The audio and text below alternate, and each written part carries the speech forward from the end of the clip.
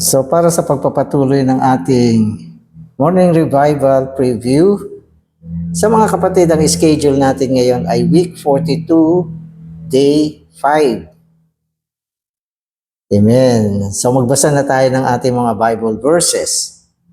Revelation 10:7, 1 Timothy 3:16.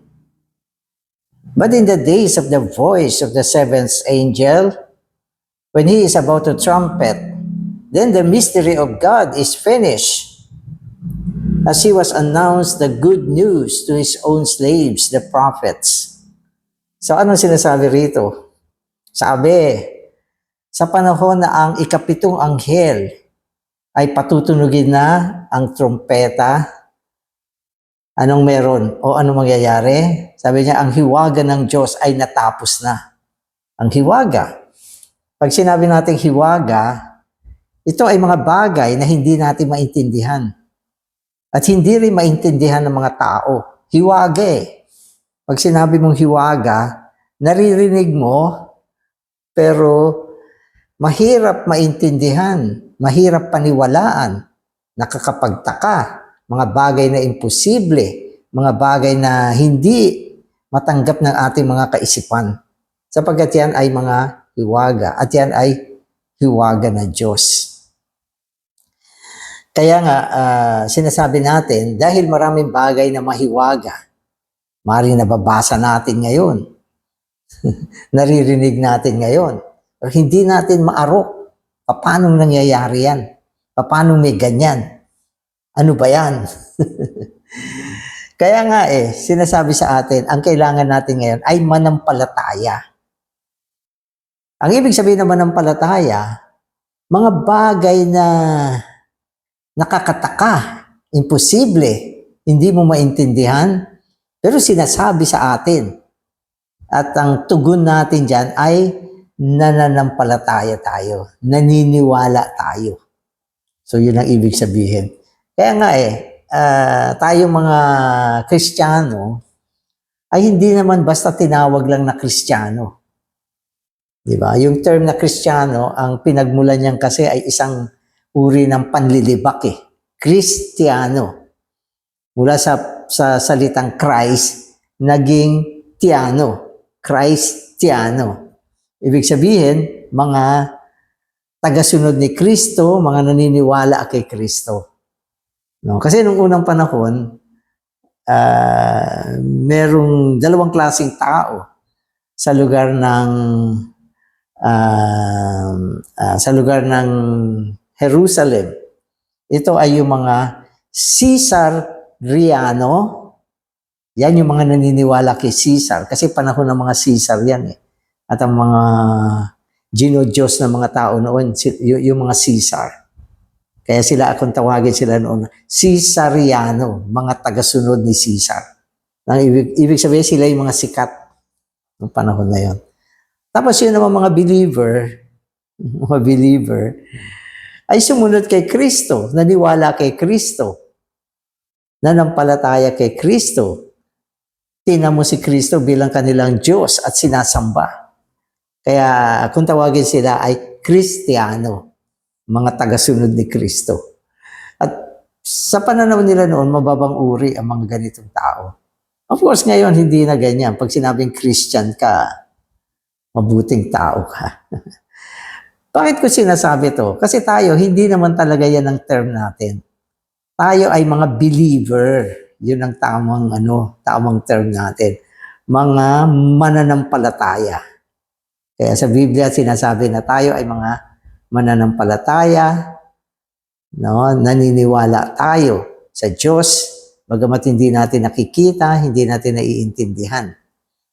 At naniniwala tayo sa mga hiwaga ng Diyos.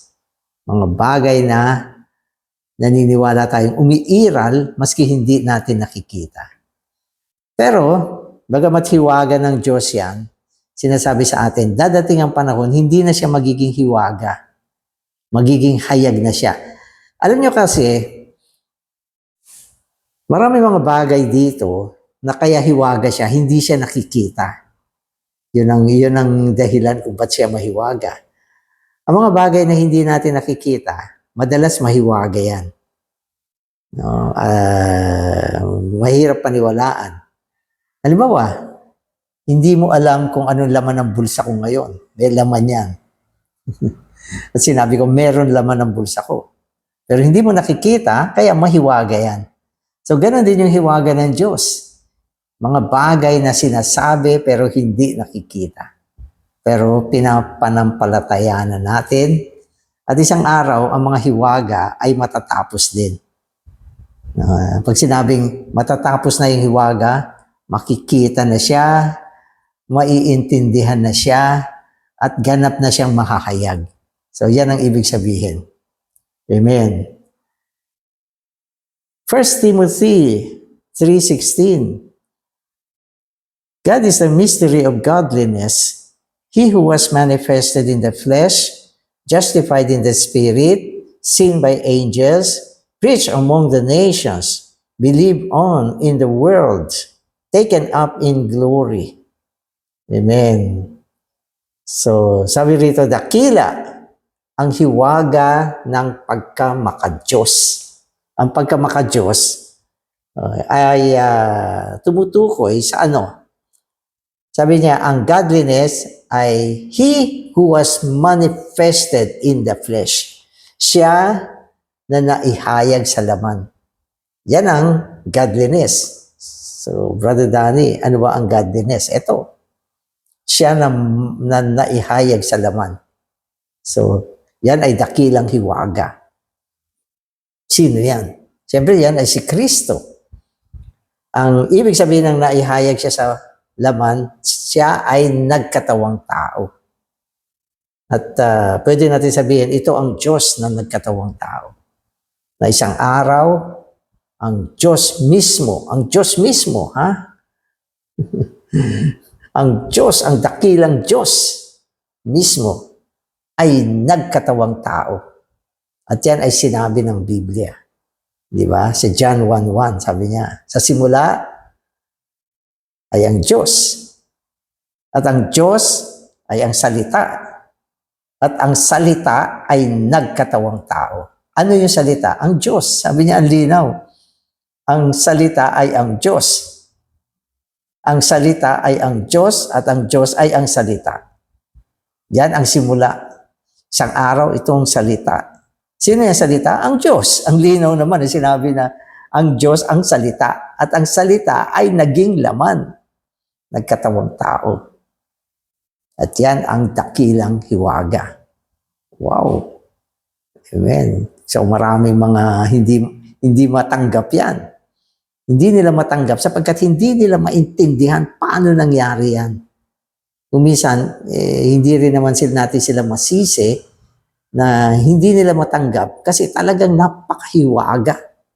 Hindi mo naisip, napakahiwaga na ang Diyos mismo ay maging laman, magkatawang tao, maging katulad natin. Diba? Una-una, tayo ay tao. At tayo, bilang mga tao, ay laman. Kailan ba tinawag na laman ng tao? Nung ang tao ay natisod. Diba? Sa Genesis, tinignan ng Diyos yung taong natisod. Sabi niya, ang tao ay laman. Siya yung unang nagsabi niyan. Nung nilikha niya ang tao, hindi tinawag na laman ng tao. Anong sinabi? Buhay na kaluluwa. Ang tao ay buhay na kaluluwa. Pero nung siya ay natisod, naging makasalanan, pumasok sa loob niya ang kalikasan ng dyablo. Sabi ng Diyos, laman ng tao. Pero, paano ang Diyos ay naging laman? Di ba? Napakahiwaga. Ang Diyos na banal, dakila, no, isang araw ay naging laman. Ano yan? Hiwaga. Naniniwala ba kayo dyan? Ako naniniwala. Naniniwala ako at marami mga kapatid na naniniwala dyan. Sapagkat tayo ay mga mananampalataya. Ano ang sinabi ng Biblia? Amen tayo, pinaniniwalaan natin. At yan ang godliness. Godliness. At itong godliness, sabi niya, justified in the Spirit, tinuring na matwid sa Espiritu, nakita ng mga anghel, seen by angels. Nakita nila yan. So yung mga anghel pinaniwalaan niya, nakita nila na ang Diyos ay nagkatawang tao. Preach among the nations. Hindi ba? Ito ay pinapahayag, pinapangaral sa mga bansa ngayon. Ano ba ang laman ng Ebanghelyo? Ang Diyos na nagkatawang tao, si Kristo. Maniwala kayo. Paniwalaan niyo to. Manampalataya kayo dito. Na ito ang Diyos na nagkatawang tao. Yan ay pinipreach natin. Maski na hindi lahat ay naniniwala. Ang iba tumutuligsa. Ang iba ay kumukontra. Pero hindi tayo nagbabago. Ako, halos 50 years ko nang pinapangaral ito na ang Diyos ay nagkatawang tao. 50 taon na ang nakalipas. Yung pa rin ang sinasabi ko. Sino ba si Kristo, Brother Danny? Siya ang Diyos na nagkatawang tao.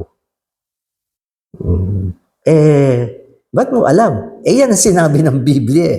Ang Diyos ay nagkatawang tao. Saan? Sa John chapter 1.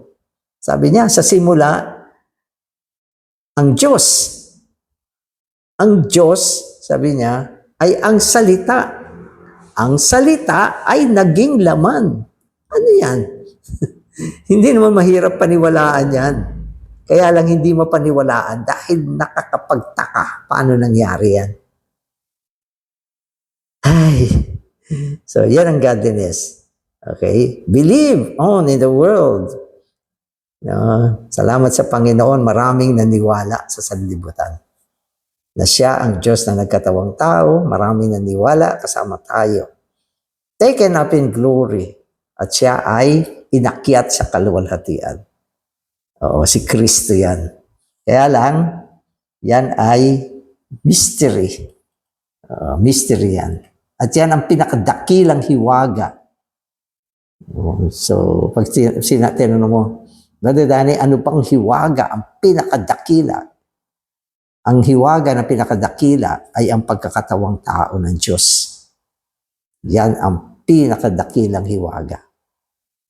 At dahil hiwaga yan, nagbunga siya ng maraming mga pagtatalo. Debate, pagtatalo. Kaya, yun ang dahilan. Kaya pag sinabi mo, bakit ba ang dami nagdidebate? Kung si Kristo ay Diyos o hindi. Kasi hiwaga yan.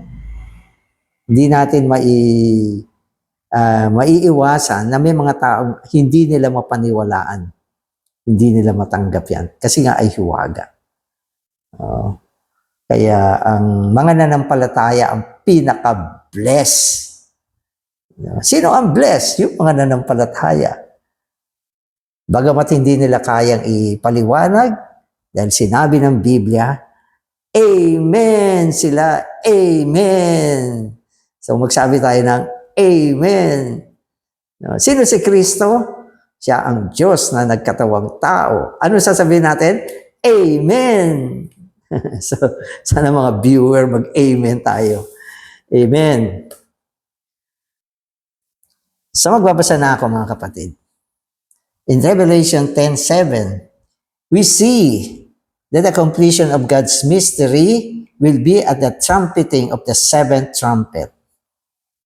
So, yung seventh trumpet, bagamat marami yung pinag-usapan natin yung mga judging, yung mga paghahatol. So, panahon na yan ng mga paghahatol at yan ang panahon ng pagbabalik ng Panginoon. Pero, matatapos na ang hiwaga pagdating ng panahon na yan. Yung mga tao, sasabihin nila, totoo pala. So ano ang magiging reaksyon ng mga tao? Totoo pala. Ganon. Bakit ganon? Kasi hindi nila pinaniwalaan noon. Ngayon sasabihin nila, totoo pala. Tama pala kayo. Ganyan pala yan. Naku, totoo pala yung sinasabi nyo. Noon nakikipagdebate ako sa inyo. Ngayon, totoo pala. Oo, totoo. Pero huli na ang lahat. Ngayon mo lang nalaman na totoo pala. Yung mga naniwala bago ang seventh trumpet, sila ang blessed. Oo, di ba? Parang si Thomas. Si Thomas, ganyan eh. Nung hindi pa niya nakikita, hindi siya naniwala na ang Panginoon ay nagbangon na mula sa patay. Alam niyo ba yung istorya na yan? Yung mga disipulo ng Panginoon, nakita nila ang Panginoon na nagbangon na mula sa mga patay. Lahat sila naniwala kasi nakita nila. Lalo si Mary, nakita niya ang Panginoon. Nakita nila. Kaya impress sila. No. Pero si Thomas, hindi ko alam kung ano nangyari. Isa sa mga disipulo ng Panginoon, absent. Nung ang Panginoon ay nabuhay na muli, maraming pumunta mga disipulo sa kanyang libingan. Wala na siya. No. Pero si Thomas, hindi siya nagpunta. Kaya hindi siya naniwala. Masisisi mo ba si Thomas na hindi naniwala? Well, masisisi ko rin yan. Una-una, bakit ka wala? Pangalawa, ang pagkabuhay ng Panginoon ay sinabi na niya bago siya namatay. Dapat pinaniwalaan natin ang salita. Ano ba ang pinaniniwalaan natin? Hindi naman yung nakikita ng mata natin, kundi yung salita. Di ba? Okay, so okay tayo dyan. Amen. Kaya sa panahon na ang trumpeta, ikapitong trumpeta ay papatunugin ng ikapitong anghel, ang hiwaga ay natapos na. Ang mga hindi nakikita, naihayag na. Ayan na. Di ba? Hindi kayo naniniwala kay Kristo? Makikita si Kristo. Panahon na yan. Ito pala yung hindi namin pinaniwalaan. Yung mga hindi naniwala na siya ay Diyos, malalaman nila ng panahon na yan na ito pala ay Diyos na nagkatawang tao.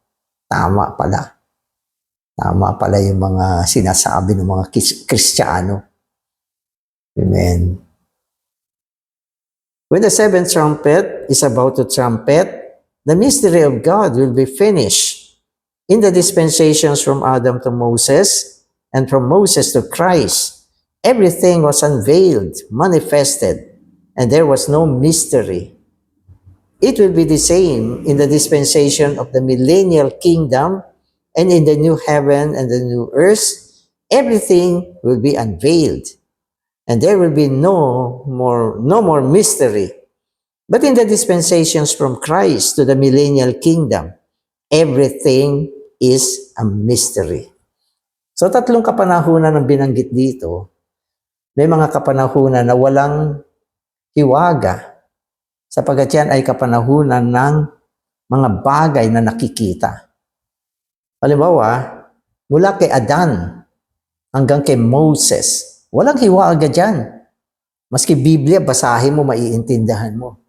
Yung mga naganap mula kay Moses mula kay Adam hanggang kay Moses. Parang kwento na ang linaw na nababasa, nakikita, naiintindihan. Diba? At kung paano ang kapanahunan na yan, madaling maintindihan. Yan yung kapanahunan na ang tao ay dapat maging matuwid sa harapan ng Diyos sa pamamagitan ng kanilang budhi at tamang gawa. Kaya yan yung dispensation ng budhi ng tao. Dapat mabuhay siya ayon sa sinasabi ng kanyang budhi o konsensya. Wala pang batas ng panahon na yan. Diba? Walang batas. Walang law. No? Yan ay nag-start lang sa panahon ni Moses. No? At nung kapanahonan ni Moses, binigay ng Diyos kay Moses ang mga kautusan. At ang kautusan, nababasa, naiintindihan, at pwedeng isagawa. Walang mystery. Walang mystery dyan sa panahon na yan. Yan ay panahon ng kautusan at ng propeta. Ang mga propeta naririnig at nagpapatutuo na nakausap nila ang Diyos at ito ang sinabi ng Diyos, gawin mo para maging matuwid ka, sumunod ka. sa mga instruction, mga ordinansa ng Diyos. Di ba? Ang templo nakikita, ang tabernakulo nakikita, ang dami mga bagay na sinasabi, na naririnig, na naiintindihan ng tao. Nagkakaproblema lang noon, hindi dahil hindi naiintindihan o hindi nakikita, ang problema noon ay ang katigasan ng ulo ng mga tao, ang pagiging sumusuway ng mga tao. Yun ang nagiging problema. Pero walang mystery, walang hiwaga, lahat naiintindihan. Ano pa? Sa panahon ng Millennial Kingdom, ang Millennial Kingdom ay ang 1,000 taong paghahari ni Kristo na dadali niya dito sa lupa sa kanyang pagbabalik. At sinasabi natin, sa ngayon, maraming hindi nakakaintindi sa Millennial Kingdom. Ang dami. Hindi ganong pinag-uusapan yan. Sapagkat hiwaga ngayon. Pero ang Millennial Kingdom ay dadating. Sinasabi ng Biblia, ang mga believer na maghahari ng 1,000 taon. Sila ay maghahari ng 1,000 taon bilang mga kasamang hari ng Panginoon. At iiral ito dito sa lumang langit at lumang lupa na ire-restore ng Panginoon sa kanyang pagbabalik. Ibabalik niya sa dating anyo itong nasirang langit at lupa dahil sa pagkatisod. Itatatag niya ang 1,000 taong paghahari kung saan kanyang itatatag ang mga mandaraig bilang kasamang hari niya. Yan ay isang gantimpala na ibibigay ng Panginoon. 1,000 taon na paghahari. At ito ay iiral. At kasunod nito, magkakaroon na isang bagong langit at bagong lupa. Diba? Bababa ang bagong langit at bagong lupa kasama ang bagong Jerusalem. Yan ang sinasabi ng Biblia. Pero hanggang ngayon, litong-lito ang tao. May mga nagsasabi pang aakyat sa langit ng tao, bibigyan ng mansyon doon. Ang dami mga konsepto na maski ang mga nagbabasa ng Biblia, litong-lito sa panahon na yan. Pero kapag umiral na ang 1,000 taong paghahari ng Panginoon, tungo sa bagong langit, bagong lupa, hanggang bagong Jerusalem, wala nang hiwaga yan. Wala nang hiwaga. Yan ay magiging malinaw at bukas na bagay. Kasi nakikita na ang kaharian sa panahon na yan, sa Millennial Kingdom, ay isang nakikitang kaharian. Yan ang pagpapakita na ng kaharian. Ngayon, sinasabi natin, nandito ang kaharian ng Diyos. Asan? Hindi ba? Asan? Sinasabi sa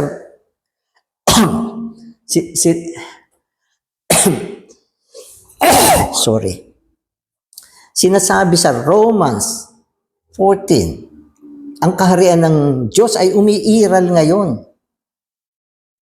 Oo. At naririto ang katwiran. Naririto ang kapayapaan. Di ba? Naririto ang katwiran, kapayapaan, sa panahon na ito. Pero asan siya? Asan siya? Hindi nakikita. Ang hirap paniwalaan. Pero sa mula ng Millennial Kingdom, mga kapatid, nakikita na ang kaharian. Solidong-solido. Wala nang kaharian ng tao. Wala nang gobyerno ng tao. Wala nang mga tiwaling mga namumuno. Wala na yan, lahat. Iiral ang walang hanggang katwiran ng Diyos sa loob ng 1,000 taon dito sa lupa. Kaya wala nang hiwaga. Kaya, sa madali salita, kaya may hiwaga dahil hindi nakikita. Ano ba panahon ngayon? Panahon ng Eklesiya. Sinasabi natin, ang Eklesiya ay tahanan ng Diyos. Pero asan ang Eklesiya? Di ba? Ang dami mga bagay na sinasabi natin ngayon na hindi naman natin maipakita. Kaya hiwaga siya. Kaya nangangailangan ng pananampalataya sa panahon na ito. Pero sa ikapitong trumpeta, Mga kapatid, tapos na ang hiwaga. At unang mabubulaga ang mga tao sa pagdating ng Panginoon kapag tinatag na niya ang millennial kingdom. 1,000 taong paghahari bilang gantimpala. Maski yung mga believer na hindi nagtagumpay, hindi sila nagtagumpay, hindi sila naging mandaraig. Sa panahon na yan, maniniwala rin sila na sayang, totoo palang may kingdom. Totoo palang may gantimpala. Totoo pala na dapat lumago ako. Totoo pala na dapat naglingkod ako. Totoo pala na dapat hindi ako nagmahal sa sanlibutan. Totoo pala ito. Eto, kitang-kita na. So, naniwala ka na. Pero noon, hindi. Anong sasabihin mo? Brother, kasi hiwaga noon eh. Tama ka naman. Hiwaga. Pero ang problema mo, hindi mo pinaniwalaan yung salita. Yun ang problema. Oo. Hiwaga nga siya. Pero may salita. Ano ba meron tayo ngayon? Salita. Ano bang pinaniniwalaan natin ngayon? Yung bang nakikita natin? Hindi. Salita ang pinaniniwalaan natin ngayon. Pero brother, hindi nakikita. Tama. Kasi hiwaga siya eh. Pero isang araw, matatapos na yan. Hallelujah. Sa katapusan ng mga hiwaga, pag sinabi mong natapos ng hiwaga, boom, makikita mo na lahat. Ayan na, tapos na ang hiwaga. Panahon na ng pagpapakita. So, naiintindihan natin. So, ano ba yung hiwaga? So, 3 kapanahunan ang binanggit sa atin. 3 ba? O 4? Okay. So, mula kay Adan hanggang kay Moses, 1. Mula kay Moses, hanggang kay Kristo, 2. Ibig sabihin, hayag lahat yan. At mula sa millennial, okay, hanggang sa bagong Jerusalem, hayag na lahat yan. 3 kapanahunan, pero merong isang pang-4 na kapanahunan, nakasingit. Nakasingit siya. At itong kapanahunan na ito ay nagsimula sa panahon ni Kristo hanggang sa millennial. Yan, panahon na yan, hiwaga yan. At nandyan tayo sa panahon na yan. Bakit? Kasi dumating na si Kristo eh. At yung millennial, hindi pa nag-umpisa. Kaya andyan tayo sa panahon na yan. Ang ating panahon ngayon ay panahon ng hiwaga. Naintindihan nyo? So mga brother, panahon ngayon ng hiwaga. Pero, bagamat itong panahon ng hiwaga ay naririto tayo, pero unang-una, anong ginagamit natin? Pananampalataya. Anong meron tayo? Salita. Di ba? Pananampalataya sa salita na nagbubunga ng isang pamumuhay sa loob ng panahon ng hiwaga. Yan ang buhay natin yan, panahon ng hiwaga. Dapat naiintindihan nyo yan. Di ba? So, Brother Danny, medyo mahirap ng panahon na ito. Hindi naman. Sa tingin ko, hindi naman. Sapagkat itong panahon na ito ay panahon ng realidad. Ang ibig sabihin ng realidad, hindi mo nakikita, pero totoo siya. Hindi mo nakikita, pero nararanasan mo. Hindi mo nakikita, pero pwede mong ipamuhay. Kaya ang sinasabi sa atin, ang pananampalataya ay ang pagsusubstansya ng mga bagay na hindi natin nakikita at mga bagay na inaasahan natin. Substansya, ibig sabihin yung faith natin, meron siyang kalakasan na hipuin, makita ang mga bagay na hindi nakikita at mga bagay na paparating. So yan yung gusto kong idagdag dito. So magbabasa na ako. Amen. Amen. So the incarnation of Christ as the beginning of the dispensation of mystery is a mystery. Kailan nagsimula ang hiwaga? Sa panahon ng pagsasakatawang tao ni Kristo. Nag-umpisa na yung hiwaga. Nung dumating si Kristo, simula na yan ng hiwaga. Sapagkat yan ang pagsasakatawang tao ng Diyos mismo bilang simula ng kapanahunan ng hiwaga. Christ Himself, ito yung mga mahihiwagang bagay. Si Kristo mismo. Ibig sabihin ay hiwaga. Ang eklesiya ay hiwaga. The kingdom of the heavens, the gospel, the indwelling of Christ, and the coming resurrection and transfiguration of the saints at the end of this dispensation of mystery are all mysteries that were hidden in the times of the ages.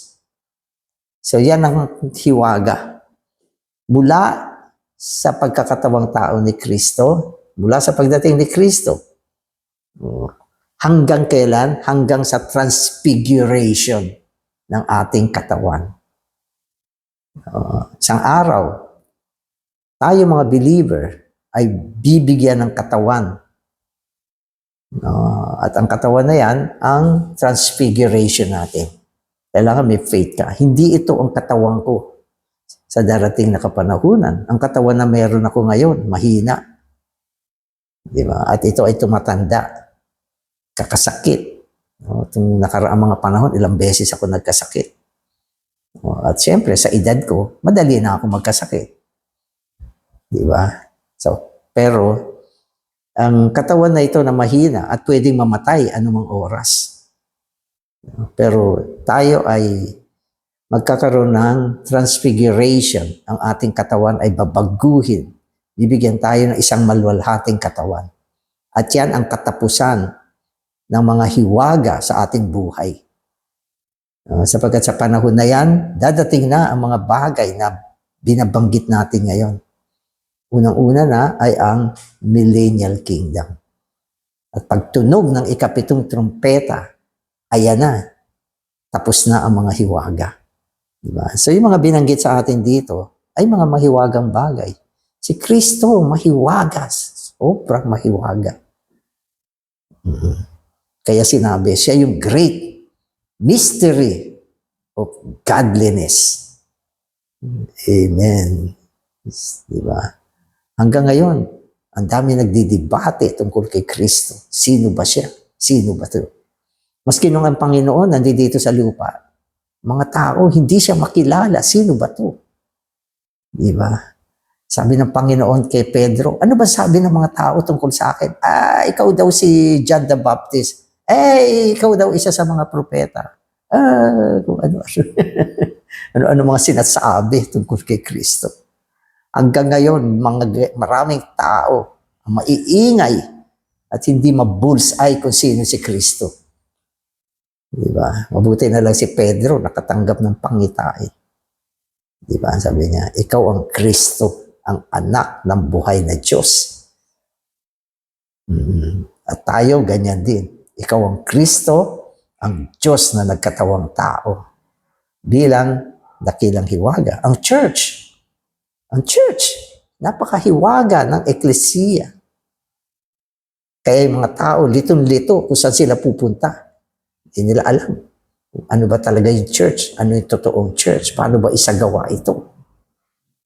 Hanggang ngayon, ang iba pag sinabi mong church, ang nasa isip nila, mga denomination, mga religion. Ang iba, pag sinabing church, ang iniisip nila ay yung mga lugar na kung saan nagpupunta ang mga tao para sumamba, mga physical na bagay, mga dinesign ng mga arkitekto. Ano-ano sinasabi. Di ba? Kasi hiwaga yan. Hiwaga yan. Di ba? Tayo, may salita. At ang salita na sinasabi tungkol sa church ang pinaniniwalaan natin. Kingdom of the heavens. Ang kaharian ng mga kalangitan. Nako! Paulit-ulit na binabanggit sa Ebanghelyo ni Matthew. Sabi niya, ang kaharian ng mga kalangitan, sabi niya ganun, ay itinulad sa ganito, sa ganito, sa ganito. Basahin niyo ang Matthew. Kung wala kayong pananaw mula sa Espiritu, hindi niyo maintindihan yan. Hindi nyo maintindihan yung Gospel of Matthew. Basahin nyo yung life study ng Matthew para maintindihan nyo. Amen. Ano pa? The gospel. Ang gospel mismo ay hiwaga. Sinasabi mo sa tao, manampalataya ka sa Panginoon, magkakaroon ka ng buhay na walang hanggan, isisilang kang muli, mapapatawad ang mga kasalanan mo, magkakaroon ka ng walang hanggang kaligtasan, magiging anak ka ng Diyos, makakapasok ka sa loob ng kaharian. Anong ginawa mo? Nanampalataya ka lang. Ang daming benefit at blessing na dadating sa iyo. Di ba? Napakahiwaga ng gospel. Amen. Panahon talaga ng hiwaga eh. Sinasabi ko sa inyo. Ano pa? The indwelling of Christ. Si Kristo na nananahan sa atin. Napakahiwaga. Sinasabi mo, meron akong Kristo. Siya ang buhay ko. Sabi ng Biblia. Tama naman. Yan ang sabi ng Biblia. Sasabihin sa iyo ng iyong kaibigan, may Kristo ka pala eh. Pakita mo nga sa akin. Asan ba nakalagay? Sa utak mo? Sa bituka mo? Sa baga mo? O sa atay mo? Pakita mo nga. Pa-x-ray nga kita. Hanapin natin si Kristo sa loob mo. Di ba? Isip niyo ba yun? Napakahiwaga. O meron ka palang espiritu. Saan nandun yung espiritu? Di ba? Patingin nga. Wala. Lahat ng yan ay salita. Salita lang, oo. Pero meron siyang realidad at pinaniniwalaan natin. Pero kaya mong ipaliwanag sa salita, pero hindi mo siya maipakita. Kasi hiwaga siya. Amen. So mga kapatid, at the trumpeting of the seventh trumpet, not only God's judgment of wrath upon the earth, but also the mystery of God are finished. Tapos na ang mystery. Paano natapos ang mystery? Boom! Lahat ng mga sinasabi, nakikita na. Lahat ng mga sinasabi, physically, nandyan na. Diba? Sinabi sa atin, ang kaharian ng sanlibutan, magiging kaharian ni Kristo, ng Diyos at ni Kristo. Boom! Totoo pala, wala nang kaharian ng tao. Andyan na. Kaharian na ni Kristo. Eto na, umiiral na. Diba? Wala nang mystery yan. Hindi nang mystery yan. Nakikita na yan. Nararamdaman na yan. At yan ay humahampas ng physical. So, yan, naiintindihan na natin. So, today's reading na ako.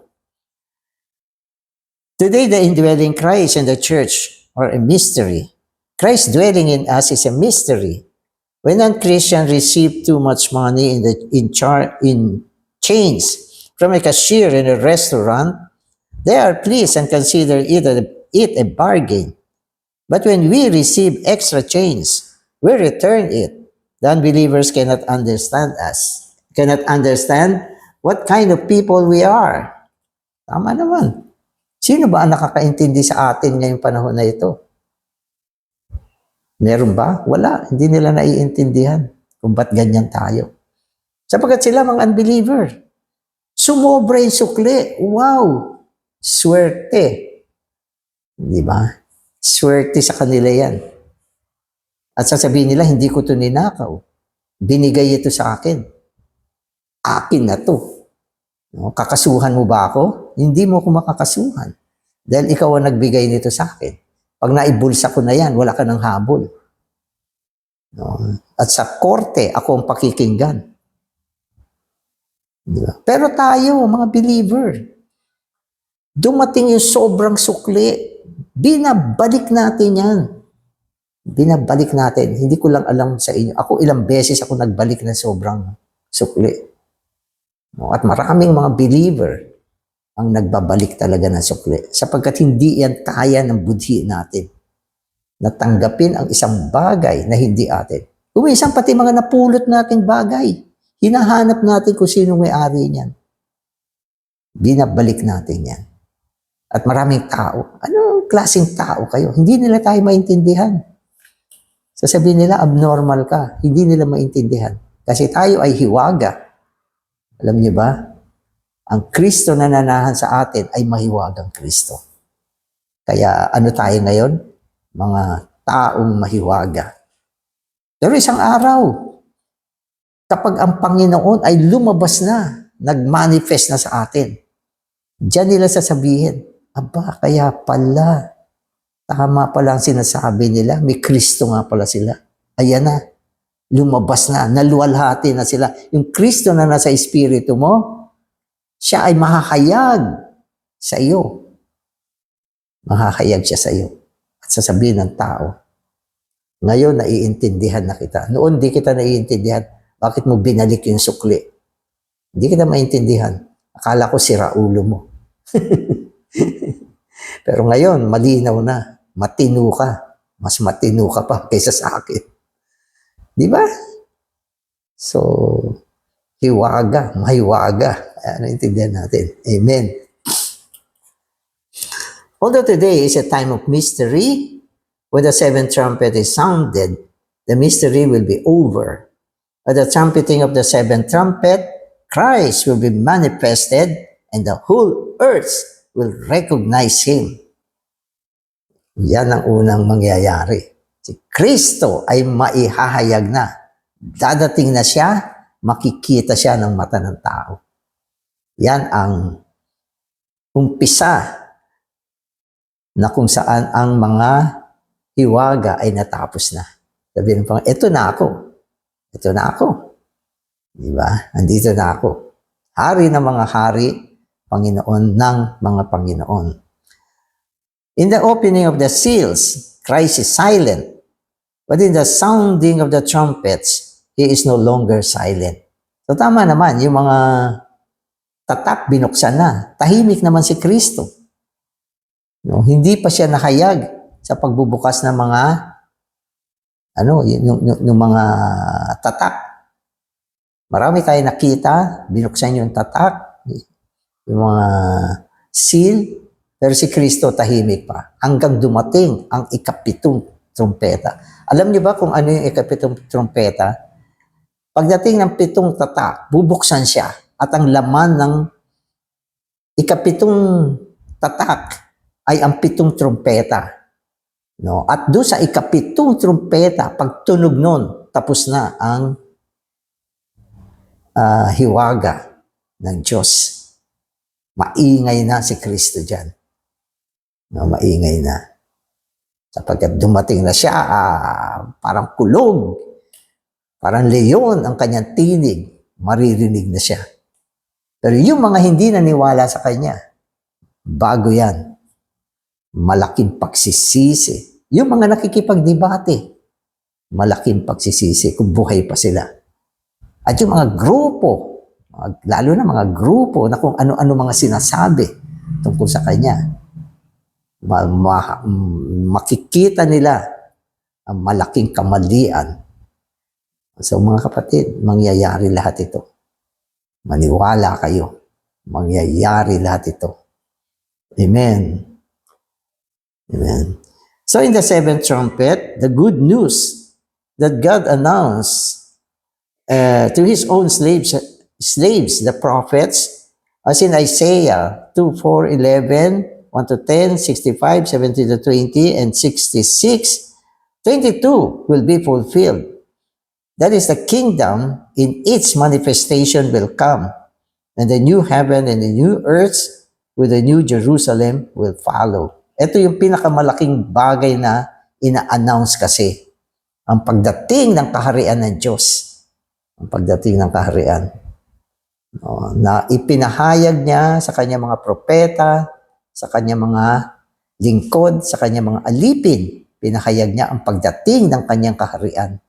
At sinabi sa atin sa aklat ng Apokalipsis, okay, na isang araw, itong kaharian ng sanlibutan ay magiging kaharian ng Diyos at ng kanyang Kristo.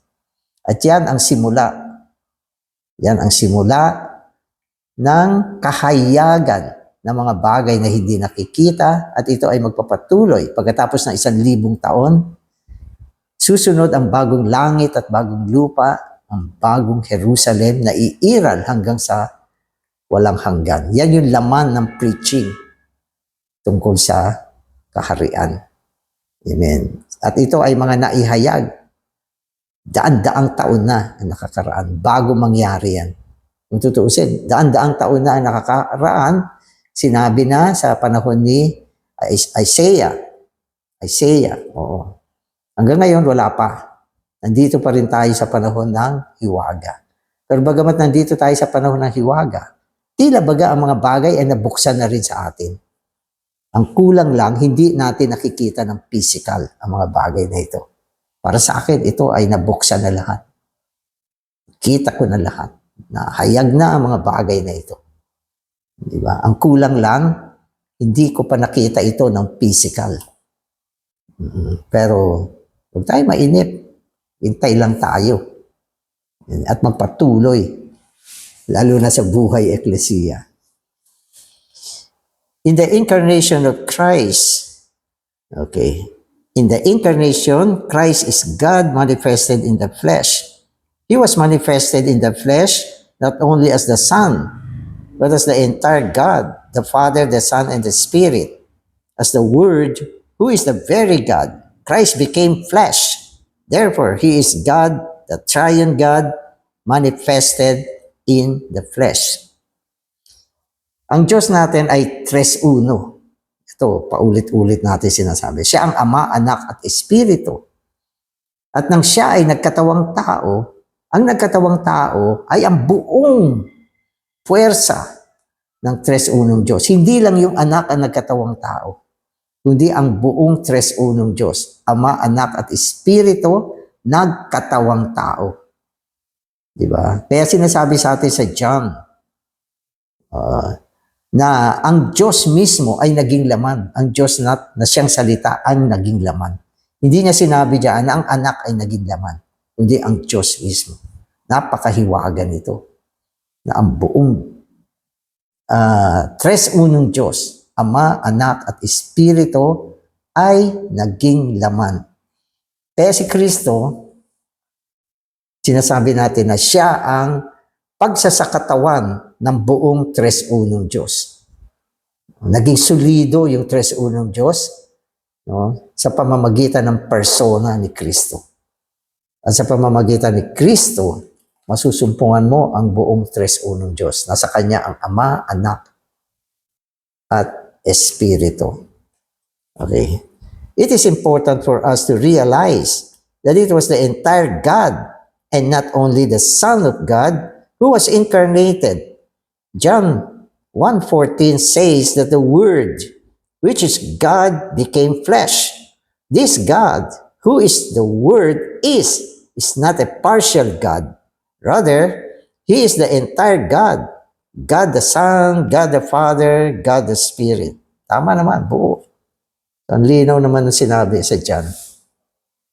Na ang salita na tumutukoy sa Diyos mismo ang naging laman. So, ibig sabihin, ang buong tres unong Diyos. Sabagat pag binanggit ng Biblia ang salitang Diyos, kasama ang Ama, Anak, at Espiritu. Siyempre, may mga particular na insidente na binabanggit lang ang Panginoon bilang anak. Lalo na sa panahon ng kanyang gawain. At may mga particular na insidente na binabanggit ang Ama para sa kanyang particular na gawain. Ganon din ang Espiritu. Pero sa kabuuan, tuwing binabanggit ng Biblia ang salitang Diyos, ang Diyos, ito ay tumutukoy sa Ama, Anak, at Espiritu. At sa panahon ng pagsasakatawang tao, ang binanggit na nagsakatawang tao ay ang Diyos mismo. Kaya tama ang sinasabi. Ang buong tres unong Diyos ang nagsakatawang tao at sa kabuuan siya ay si Kristo, ang pinakadakilang hiwaga ng pagkamakadiyos. Amen. The New Testament does not say that the Word who became flesh was God the Son. Instead, the New Testament indicates that in the beginning was the Word, and this Word is the entire triune God, the Father, the Son, and the Spirit. Hence, Christ in incarnation is the entire God manifested in the flesh. Pag hindi nyo pa naman naintindihan yan, ilang ulit na sinabi Okay? Na ang pagsasakatawang tao ay pagsasakatawang tao ng buong tres unong Diyos. Si Kristo ay ang buong tres unong Diyos na nagkatawang tao. Amen. Okay, so last paragraph na ako. Sabi rito, because of the influence of traditional teaching, we may think that only the Son of God, not the entire God, was incarnated. Actually, the New Testament does not say that the Son of God was incarnated. Hindi niya sinabi na ang anak ng Diyos ay nagkatawang tao. Okay. It says that God was manifested in the flesh. This means that the entire God became incarnated. So, yan yung huling part nitong MR natin, na binigyang diin na ang pagsasakatawang tao ay pagsasakatawang tao ng buong tres unong Diyos, ng Ama, ng Anak, at ng Espiritu. Ito ay hindi pagsasakatawang tao lang ng anak. Kasi madaling pumasok yung kaisipan natin na ang pagsasakatawang tao ay ang anak lang na nagsakatawang tao. Sapagkat sa role ng Triune God, si Kristo ay kumakatawan sa anak. Pero sa pagsasakatawang tao, siya ang buong tres unong Diyos. Ang buong tres unong Diyos ay naisakatawan sa Kanya. Siya yung embodiment of the Triune God. At paulit-ulit sinabi sa atin, ang incarnation ay incarnation ng Ama, Anak, at ng Espiritu, hindi lang ng anak. Amen. Mahiwaga kasi. So, salamat Panginoon. Bagamat maraming bagay na mahiwaga, lalo sa panahon ng aming kapanahunan ngayon, kapanahunan ni Kristo na nasa amin, kapanahunan ng Eklesiya. Panginoon, ang daming bagay na hindi namin maintindihan. Pero salamat sa iyong salita na nagbibigay linaw, nagbibigay liwanag sa amin. At salamat din binigyan mo kami ng puso, espiritu na manampalataya. Salamat Panginoon. At sa panahon na ito, lalong naging maliwanag sa amin ang maraming bagay sa pamamagitan ng ministeryo. Amen.